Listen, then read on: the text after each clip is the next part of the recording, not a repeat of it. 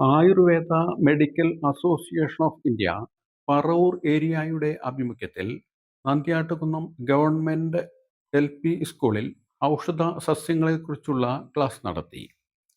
ക്ലാസിന്റെ ഉദ്ഘാടനം റിട്ടയേർഡ് ആയുർവേദ ജില്ലാ medical officer doctor PB Sreedevi നിർവഹിച്ചു. ഡോക്ടർ രേഷ്മ ക്ലാസ് നയിച്ചു.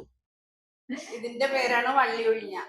ഇതിന് ബലൂൺ പോലെയുള്ള കായുണ്ട്. ഇതിപ്പോ വാടിയതുകൊണ്ട് ചുരുങ്ങിപ്പോയതാണ്. ബലൂൺ പോലെ. ഇപ്പൊ ബലൂൺ മിനി എന്നാണ് ഇതിന്റെ ഇംഗ്ലീഷ് നെയിം. ഇത് മുടി വളരാനായിട്ട് വളരെ നല്ലതാണ്. അത് എണ്ണാക്കി തേച്ചാല് താരനം പോകും, മുടി വളരും. തുമ്പ എന്തിനാണെന്ന് അറിയോ മക്കൾക്ക്? കണ്ട് പൂക്കളത്തിനല്ലാണ്ട് മറ്റെന്തെങ്കിലും ഉപയോഗം അറിയോ ആർക്കെങ്കിലും? ഇല്ല? എന്താ പറഞ്ഞോ? വേറെ എന്തെങ്കിലും അറിയോ? ഇത് കഴിക്കാൻ പറ്റുമോ? എന്തേ? പറ്റും പറ്റും. എന്താണ് ഇതിന്റെ ഗുണമെന്നറിയോ? ഇത് വിരയ്ക്കൊക്കെ, കുഞ്ഞുങ്ങളിലും മുതിർന്നവരിലും വിരശല്യത്തിന് നല്ലൊരു ഔഷധമാണ്. ഇത് ടോക്സിക് ഒന്നുമല്ല, ഏറ്റവും സേഫ് ആയിട്ടുള്ള മരുന്നാണ്. പനിക്ക് നല്ലതാണ്. അപ്പൊ ഇതെങ്ങനെ ഉപയോഗിക്കുന്നേ? പനി വരുമ്പം ഇപ്പൊ നമ്മൾ ഈ മഴക്കാലത്തൊക്കെ പനി വരുമ്പം നമുക്ക് നല്ലതാണ് ഇത് ഉപയോഗിക്കാനായിട്ട്.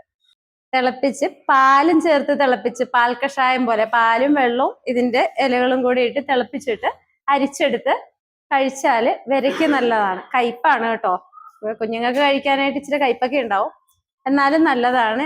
ഇതുപോലുള്ള പനി, ഈ ജൂൺ മാസത്തിലൊക്കെ വരുന്ന പനിക്കൊക്കെ നല്ല ഉപകാരമുള്ള മരുന്നാണ് തുമ്പ. അപ്പൊ നമ്മളാരും ഇങ്ങനെയുള്ള മരുന്നുകൾ കണ്ടാല് പറിച്ചു കളയാൻ പാടില്ല കേട്ടോ. മുക്കുറ്റി, ഇത് മുക്കുറ്റിയാണ്. ഇത് എപ്പോഴെങ്കിലും നിങ്ങൾ കണ്ടിട്ടുണ്ടോ ഉപയോഗിക്കുന്നത്? ചന്ദന, കർക്കിടക മാസത്തില് മിടുക്കനാണല്ലോ. നല്ല നല്ല കുട്ടികളാട്ടോ എല്ലാരും അല്ലെ? കർക്കിടക മാസത്തില് മുടിയിൽ ചൂടും, അതുപോലെ അരച്ചിട്ട് നെറ്റിയിൽ തൊടും അല്ലെ? അങ്ങനെ തൊട്ടിട്ടുണ്ടോ നിങ്ങൾ ആരെങ്കിലും ഒക്കെ? അമ്മമാരൊക്കെ തൊട്ടിട്ടുണ്ടോ? കൊള്ളാലോ. എന്തിനത് തൊടുന്നേ? അറിയില്ല. നമ്മുടെ ബ്ലഡ്, രക്തത്തെ ശുദ്ധീകരിക്കാൻ ഒരു കഴിവുണ്ട്. അപ്പൊ അതുകൊണ്ടാണ് നമ്മൾ അത് അരച്ച് നെറ്റിയിൽ തൊടുന്നത്. ഉള്ളിലൊക്കെ നമ്മൾ പല ആവശ്യങ്ങൾക്ക് ഉപയോഗിക്കാറുണ്ട്. എന്നാലും നിങ്ങൾക്ക് മനസ്സിലാവുന്ന ഇത് മാത്രം മതി. ഓക്കെ.